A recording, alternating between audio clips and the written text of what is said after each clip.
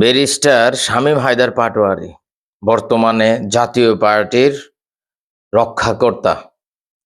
যদিও আওয়ামী লীগের দোসর ছিল। সে একটা পোস্ট করেছে ফেসবুকে, মাত্র সামনে আসলো, এটা নিয়ে একটু কথা বলি। তিনি বলছেন, বড় একটি দলকে ভোট ছাড়া ভোট করলে ভোটের দিন সেই দলটি ভোট প্রতিহত করার চেষ্টা করবে। বড় দল বলতে কি জাতীয় পার্টিকে বোঝাচ্ছে নাকি আওয়ামী লীগকে বোঝাচ্ছে? যদি আওয়ামী লীগকে বুঝিয়ে থাকে তাহলে আওয়ামী লীগ তো পালাই গেছে 5 তারিখ। সভানেত্রী ছিল শেখ হাসিনা, প্রধানমন্ত্রী, রানিং প্রধানমন্ত্রী ছিল স্বামী নামির, সে তো পালাই গেছে।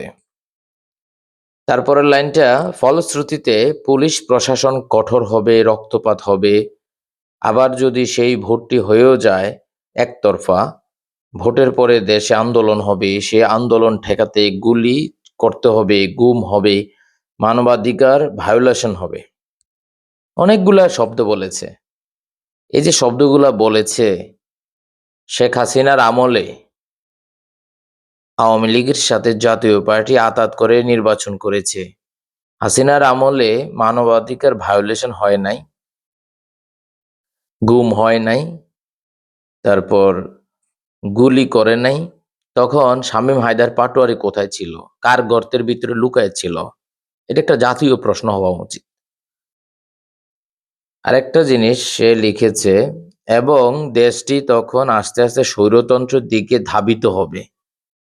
হাসিনা যে স্বৈরাচারী হইছে, তখন আপনাদের বক্তব্য কি ছিল? আপনাদের নেতা, দলের প্রধান ভারতে গেল, গিয়ে আলাপ করলো, বিমানবন্দরে এসে কি বলল? ওদের সাথে আমাদের এমন আলোচনা হয়েছে, ওদের অনুমতি ছাড়া আমরা বলতে পারবো না। সেটা আবার বাংলাদেশের সম্পর্কিত, বাংলাদেশের জনগণের কাছে বলতে পারবে না। তার মানে তোমরা কি করছো সেখানে?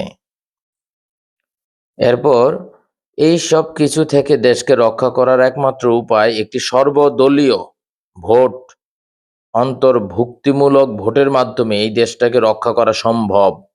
তো 2014 সালে অর্ধেক ভোট যখন হয় নাই, তখন তোমরা চিকন কইরা ঢুকে গেলা আওয়ামী লীগের লগে, হ্যাঁ, ক্ষমতায় চলে গেলা, আরাম আয়েশ কইরা ভোগ করলা। তখন এটা মনে ছিল না? তারপর 2018 সালে রাতের ভোট হয়ে গেল, 24 সালে স্বামী ডামি নামের ভোট হয়ে গেল। তখন এগুলো অন্তর্ভুক্তিমূলক, সর্বদলীয়, এই শব্দগুলা কোথায় ছিল? শামীম হায়দার পাটোয়ারী। তারপর তিনি লিখেছেন, অন্তর্ভুক্তিমূলক ভোটের বিকল্প আর কিছু হতে পারে না। ব্যারিস্টার শামীম হায়দার পাটোয়ারী, মহাসচিব, জাতীয় পার্টি। প্রিয় সুন্দরগঞ্জবাসী, শামীম হায়দার পাটোয়ারী হ্যাশট্যাগ। সুন্দর সুন্দর কথা বলা যায়, যখন ক্ষমতা সামনে আসে সেটাকে জনগণের স্বার্থে ত্যাগ করা সবাই পারে না। শামীম হায়দার পাটোয়ারী, জাতীয় পার্টি, আওয়ামী লীগ, বলতে পারেন বিএনপিও ছিল 2001 থেকে 2006, অনেক আকাম কুকাম করছে। এর আগে আরো অনেক কিছু হয়েছে। তবে এই যে হাসিনা পালাই গেছে, এটা বাংলাদেশের ইতিহাস রচিত হয়ে গেছে। সে আবার বলেছে, মোবাইলে কল দিয়ে বলে যে সে তো টুঙ্গিপাড়ায় যেতে চেয়েছিল, তাকে দিল্লি পাঠাই দিচ্ছে। ভাবছেন কি কয় এগুলা? পাগল নাকি এরা? এরা কি মানে নর্মাল কথাবার্তা বুঝে না? এই যে শামীম হায়দার পাটোয়ারী 2014 সালে নির্বাচন দেখে নাই, 18 সালে নির্বাচন দেখে নাই, তারপর 24 সালে নির্বাচন দেখে নাই। আমার পার্সোনাল ওপিনিয়ন যেটা, জাতীয় পার্টি এবং আওয়ামী লীগকে আগামী 3টা নির্বাচন করতে দেওয়া উচিত হবে না। তাদেরকে 3টা নির্বাচনে দূরে রাখতে হবে তাদেরকে। 3টা নির্বাচন, ধরেন 26 সালে নির্বাচন হলো, 31 সালে শেষ হবে, 31 সালে আরেকটা নির্বাচন হবে, 36 সালে শেষ হবে, 36 সালে আরেকটা নির্বাচন হবে, 41 সালে শেষ হবে।